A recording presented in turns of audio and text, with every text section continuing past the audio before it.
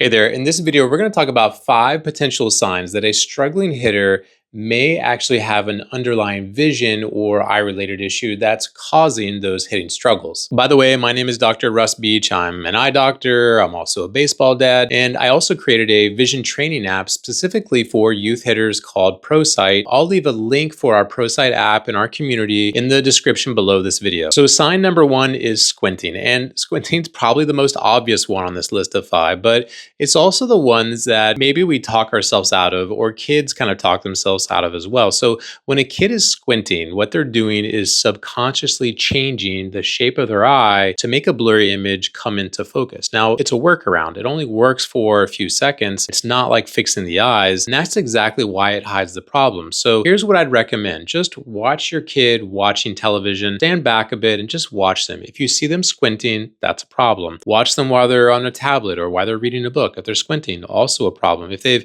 got a teacher at school that you can communicate with, ask them if they see them squinting, or if they're asking to move closer to the board at school because they are squinting in the back. So this one's pretty simple, and in most cases, squinting probably is a sign that they need glasses or contacts, but you definitely need to get them in for an eye exam to check it out. Now, sign number 2 is double vision, and kids almost never volunteer this one up front because they just assume that's how everybody sees in certain situations, and you're going to have to ask them directly if they ever see double vision. Now, double vision may not just show up as 2 baseballs while they're a hitter at home plate. It might be 2 televisions on a wall, or maybe there's 2 words on a page when that person knows that it's only 1 word there and those 2 words are sitting next to each other. So what's happening is that we have 6 muscles around each eye. Those muscles make eye movements, but they also are meant to keep those 2 eyes aligned. So the brain can fuse those 2 images between the 2 eyes. When one eye is in or out, the brain can't fuse those together, and that's when we get double vision. Now, I also want to be pretty direct with you on this one. Double vision is not just a hitting issue. It could be a sign of a neurological issue as well. So if any kid is reporting seeing double, they need to see an eye doctor in a timely manner. Let's check it out and see what's going on with those eye muscles. Now, number 3 is frequently losing their place while they're reading. And I need to explain something about how reading works here, because there is a direct connection between reading movements and the tracking that a hitter does when they're hitting. So when your child reads a line of text, their eyes just don't glide smoothly across that page like you would think. What they do is actually jump their eyes. So their eyes land on one word, take it in, and then jump very quickly to the next batch of words, take those few words in, and do so on and on down the line. So we call those jump tracking eye movements, or saccades. Now, those are the same eye movements that a hitter performs at about 200 milliseconds before contact at home plate, when the ball stops smoothly tracking the pitch, and then they jump ahead to a spot where the hitter anticipates that the bat is going to meet the ball. So if your hitter is consistently losing their spot, or they're rereading the same line, or they're skipping lines altogether, so one very real explanation is that those jump tracking movements are not landing where they're supposed to land. And think about this, if they're not landing on a page that is sitting perfectly still, how are they going to land when they're tracking a fast moving pitch towards home plate as a hitter? And these jump tracking eye movements are a sign that I pay a lot of attention to as a baseball dad. It's also the one that started me doing vision training with my own son, Grayson. Now, in this case, the doctor that you're going to want to see for tracking issues and double vision, as well as the next few, is a binocular vision specialist or a vision therapy doctor. So when you are looking at these issues, make sure you're going to see the right type of eye doctor to fully evaluate. Now, sign number 4 is using a finger to track across the page while they're reading. And this one is really just an extension of the previous sign. So the finger is a crutch. It's doing the job that those jump tracking eye movements were supposed to be doing on their own. Now, I'm not being critical of any parent who has seen their child use their finger and told them to keep doing it. It keeps them on the line and keeps them learning. But over the long term, it also keeps eye movements from really developing efficiently. And so finger tracking is also slower than what reading would be if we were truly tracking across the page as we should be.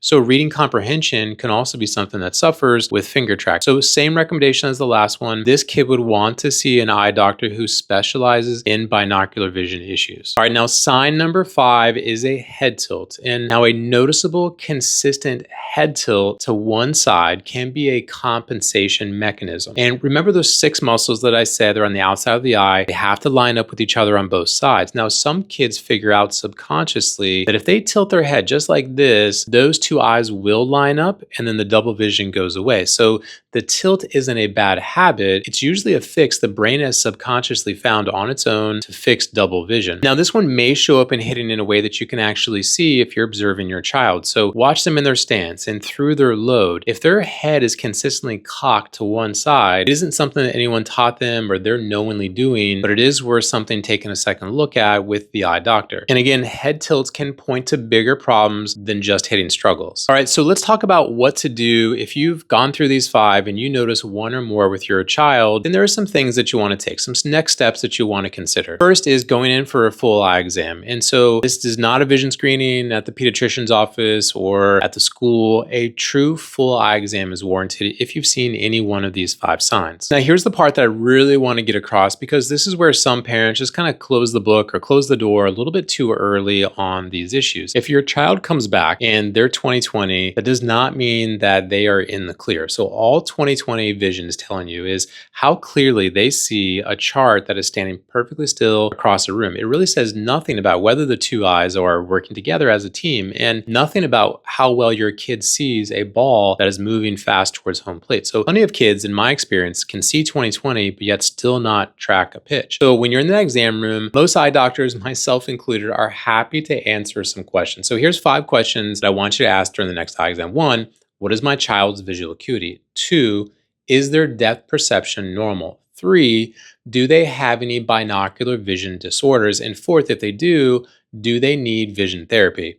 And then the last question is, if they need glasses or contacts, what are the best options for the sports that they play? All right, so that does it for our 5 signs of underlying vision problems that could be leading to hitting struggles. And I do want to leave you with one thing, because everything that we have covered in this video does deal with hitting, but it also affects how your child does in the classroom and how much they enjoy reading, or how tired or worn out they may be at the end of a long day of reading. So there's a lot more riding on these 5 signs than just striking out less. And the good news is that all 5 of these are findable. So a parent who knows what to look for can just catch them from the couch and just observe your child and then take them to the eye doctor to explore and evaluate these issues further. So I hope this was helpful for you and your family. Thanks so much for watching. Again, I'm going to leave our ProSight training, vision training information in the link in the description below this video. I'll see you in the next one.